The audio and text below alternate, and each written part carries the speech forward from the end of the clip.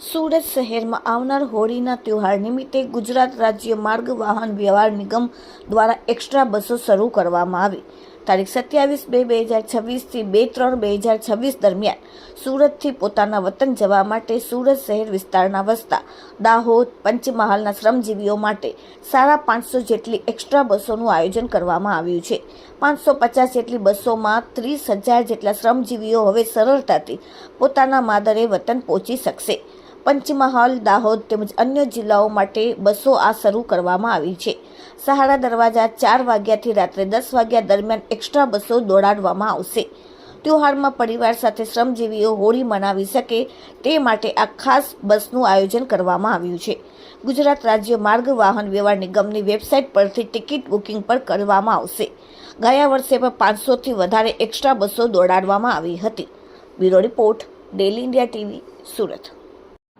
ગુજરાત સરકારના માર્ગદર્શન હેઠળ મુખ્યમંત્રીશ્રી તેમજ વાહન વ્યવહાર મંત્રીશ્રીના માર્ગદર્શન હેઠળ સુરત વિભાગ દ્વારા હોળીનું એક્સ્ટ્રા સંચાલન કરવા આવનાર છે. આ એક્સ્ટ્રા બસો તારીખ 27થી 2 તારીખ સુધી આ એક્સ્ટ્રા બસોનું સંચાલન થશે. આ એક્સ્ટ્રા બસો મુખ્યત્વે દાહોદ, પંચમહાલ, લુણાવાડા, ગોધરા તરફનો એક્સ્ટ્રા બસોનું સંચાલન થશે. જે એક્સ્ટ્રા બસો છે તે સુરતના મેઇન બસ સ્ટેશન CBSની સામે જે સિટી બસ સ્ટેશન છે ત્યાંથી આ બસો ઉપડશે. ઉપરાંત આપણે જે ઉલપાડમાં રામચોક છે ત્યાંથી પણ આ એક્સ્ટ્રા બસોનું સંચાલન થશે. અને આ જે એક્સ્ટ્રા બસો છે જે અમારું ઓનલાઈન બુકિંગ છે www.gsrtc.in એના પરથી બી અમારી ટિકિટનું બુકિંગ થશે. તેમજ જે ગુજરાત સરકારનું માર્ગદર્શન છે જે મુજબ ST આપને દ્વારે તે થકી જો 52 મુસાફરો એકસાથે જો ટિકિટ બુકિંગ કરાવશે તો તેમની સોસાયટી સુધી અમે બસ આપીશું કે જે તેમની સોસાયટીથી પોતાના વતન સુધી ડાયરેક્ટ મુસાફરી કરી શકશે. અને આ જે બસો જે છે તે સંચાલન મુખ્યત્વે સાંજે 4 વાગ્યાથી તો રાતે 10 વાગ્યા સુધીના સંચાલન ચાલુ રહેશે. જો ભાડું જોઈએ તો ST નિગમના જે નિયમ મુજબનું જ ભાડું વસૂલાત કરવામાં આવશે. દાહોદનું છે 350 રૂપિયા, ઝાલોદના 355 રૂપિયા, ગોધરા 305 રૂપિયા, લુણાવાડા 330 રૂપિયા, છોટાઉદેપુર 315 રૂપિયા. જે નિયત કરેલું જે ભાડું છે એ મુજબનું ભાડું વસૂલવામાં આવશે.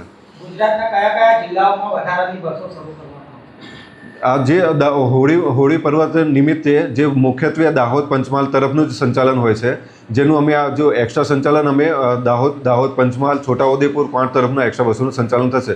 તદુપરાંત જો મહેસાણા, સૌરાષ્ટ્ર તરફના બી મુસાફરો હશે એક સાથે કે જે અમને મુસાફરી કરવી હશે તો અમે એક્સ્ટ્રા બસોનું અમે આપીશું એમને. બીજા રાજ્યોમાં કેવી રીતે વ્યવસ્થા? હોળી પર્વ નિમિત્તે મોસ્ટ ઓફ જે દાહોદ, પંચમહાલનું જ સંચાલન હોય છે અને મુખ્યત્વે રેલવે આઉટ સ્ટેટમાં મુખ્યત્વે રેલવે તરફથી જ સંચાલન થતું હોય છે. તેમ છતાં અમારી જે નિયમ મુજબની જે અમારું સંચાલન ચાલતું હોય છે એમાં જે ઓનલાઈન બુકિંગ થકી મુસાફરી કરી શકે છે.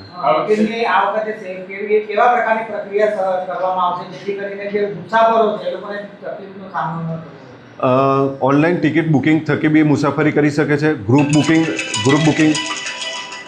બુકિંગ થકી બી અમે કીધું એ પ્રમાણે ગ્રુપ બુકિંગ થકી પણ આ મુસાફરી કરી શકે છે કે જે અમને 50 એક સાથે 52 મુસાફરો બુકિંગ કરાવશે તો એમના વતન એમના ઘરે આંગણે અમે બસ આપીશું ત્યાંથી વતન સુધી મુસાફરી કરી શકશે.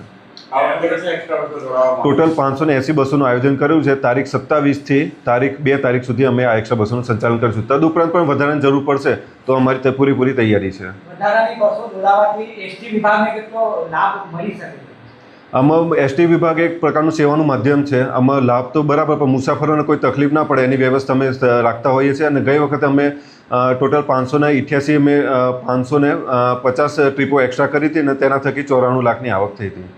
મેં અગાઉ પણ કીધું એ પ્રમાણે સુરતના CBS બસ સ્ટેશનની સામે સિટી બસ સ્ટેશન ત્યાંથી જ અમારું આખી ટીમ હશે. ત્યાં આગળ ઝાલોદ, દાહોદને બધું અલગ અલગ વર્ગીકરણ કરેલું છે અને ત્યાંથી અમે એક્સ્ટ્રા બસોનું સંચાલન કરીશું.